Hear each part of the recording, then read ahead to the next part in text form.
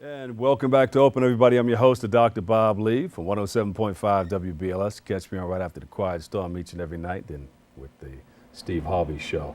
Our next guest has he's been the lead singer of the legendary R&B group Tower of Power. You heard him. Has been a staple in the music industry for over, 4 decades.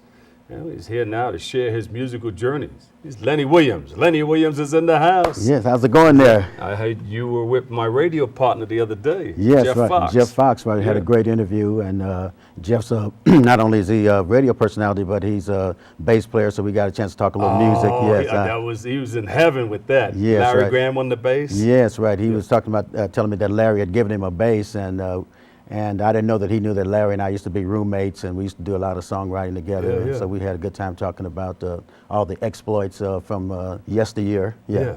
Now, you write, produce, and sing. Yes, I do. Basically a singer, but when I grew up, I was saying, like the guys at Motown and Philly International, they were really lucky because you could be out on a boat or, somewhere mowing your lawn, and you had people like Holland, Ocean Holland, and, Smokey Robinson, somebody writing songs for you, but I had to kind of like do it for myself, so I had to learn how to write songs, and I had a good teacher, John Fogerty from Creedence Clearwater, kind of taught me how to write songs. Now, you wrote for other people too. I've written for other people, yes. I've written for Jose Feliciano, written for Snoop Dogg, different people like that. Yes. Yeah.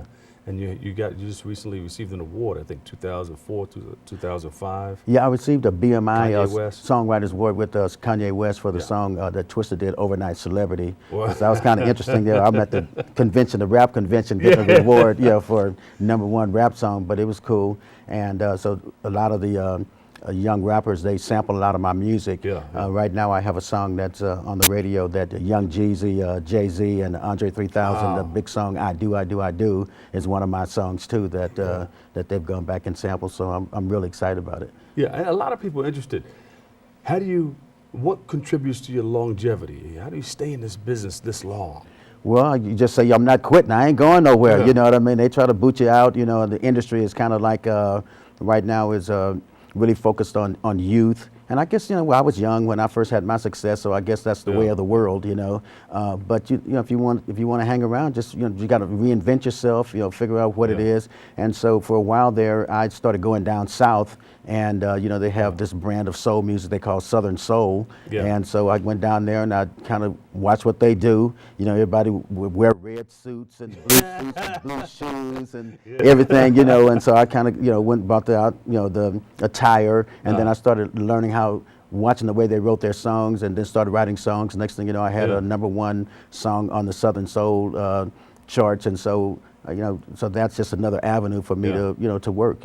And to take it a step back, that Motown step, and you slide your foot back. Oh yeah. You grew up in Little Rock, Arkansas. Yes, I did. Well, I was actually born there, right? Yeah. And you moved to Oakland, California. Moved to Oakland, California. Yes. Yeah. Is this where it all started? You were in the choir. I was in the choir at church and started playing trumpet. I think in the 4th grade. And so that's how I learned how to read music. And then we had a choir that was pretty popular. We kept on winning all the competitions, and I grew up in church with Walter Hawkins, Ed Hawkins, Tremaine Hawkins, the Stewart family, which is Sly Stone's family. So we all went to church together. So there's a lot of singing, a lot of competition going on, during the week, with everybody had their little groups and things like that. So it was pretty cool. Just get that church gospel flavor in there, mixed in with the soul. And And then there's a great Latino influence out there in the Bay Area too. So mixing the gospel with the soul, with the Latino influence. And then plus you have a lot of country and western out that way too. So so all those influences basically contribute to the type of music that I write or that I like. Who do you? I mean, it's hard when you've been in the business this long. Is there anybody that's left out there that you still look up to that inspires you? Oh yeah, Aretha Franklin. I love Aretha Franklin's music. Charlie Wilson, a friend of mine. We actually belong to the same church organization, so we used to kind of fellowship a little bit when we were younger.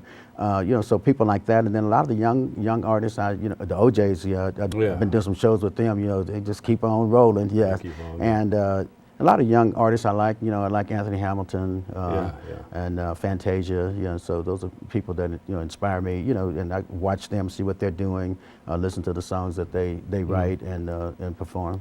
And what do you tell people who are looking to get into this music business or this game of ours? Well, I tell them, hey, The main thing I would say is to perfect your craft. You got to be good at what you do, whether you're an engineer, camera person, singer, songwriter. Be good at what you do. Then the second thing I tell them is stay away from getting involved with all the the substances. Too much alcohol, the drugs, and all that stuff like that can definitely deteriorate your gift and your decision making. So stay away from that. And also I try to tell them try to develop a nice personality. Be nice to people, because you could go to a radio station and someone could be the receptionist and you could be a little snotty with them. You come back 2 years later and they're the program director, something like so that. I'm not playing that record. I'm not playing that record, right? So it's good to to be nice to people. So those are the three primary things that I tell people. Yeah.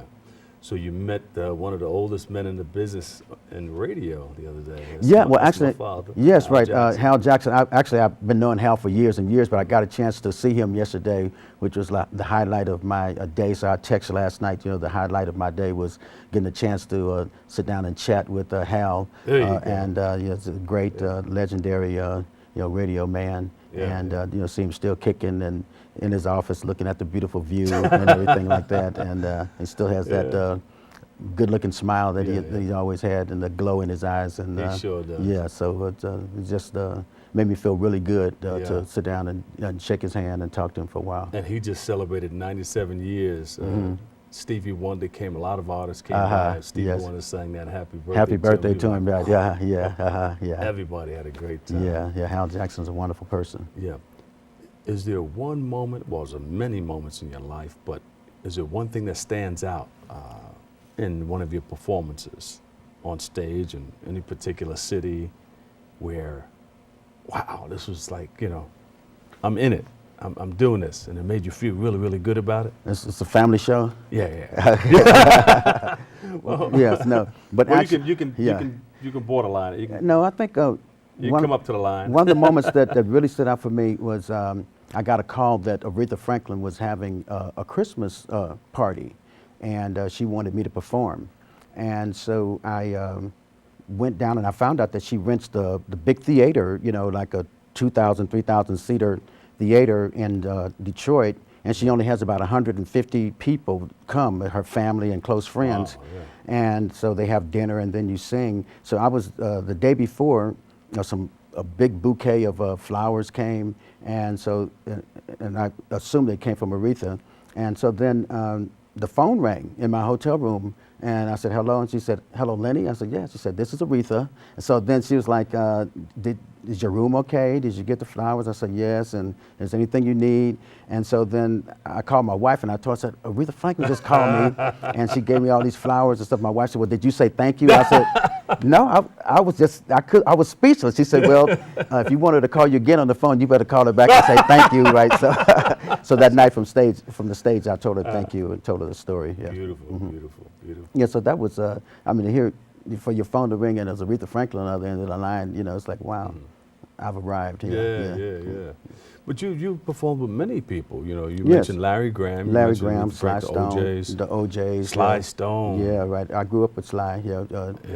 So many different people, the Isley Brothers, you name it. Yeah. Been out there with the Spinners. Yeah, I can just go on and on and on. Isaac Hayes, so yeah. Yeah. You ever do any of that doo-wop on the corners? Like when we were kids, we used to come out and there were kids hanging out by the candy store. And oh yeah, we used to do that. Have one little bottle of wine. And everybody pass it around, and you do your thing. But I always hung out with guys older than me, so I never did get a chance to lead the songs. They can you do the background? And so finally, I became one of the big boys, and then I got a chance to do some leading. Yeah. I was one of the guys. I couldn't play any music or anything. I mean, an instrument rather. But I don't want to date myself. But we had one of those Victrolas in our house. Yes.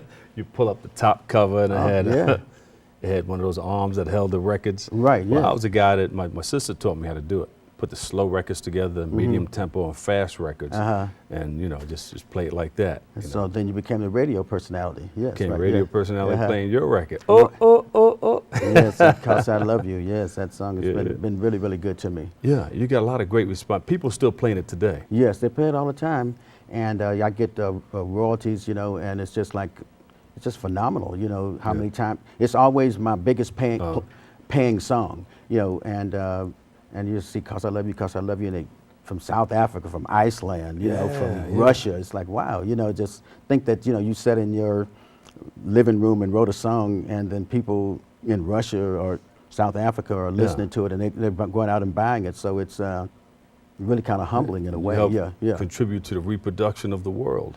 Yeah, well, that's what they say. I said, well, I ain't paying no child support, you know. They say, yeah, we made this baby off of your song. I'm saying, okay, cool, but I ain't sending no, I'm not sending a check now. Okay, yeah, because I got enough kids of my own. I got 6 of them. Yeah, Whoa, so, okay. Yeah. Big family. We'll talk more about that, and we're going to talk about your new record that you have coming out. Most definitely. You ain't done yet. I'm not done yet. Yeah. Okay. For more on Lenny Williams, visit him on the web at www.lennywilliams.com. Go to lennywilliams.com. Up next, well, we'll be treating you to a very special performance. You don't want to miss it. Lenny Williams is going to be hitting you with the 1-2 punch coming up next right here on Open.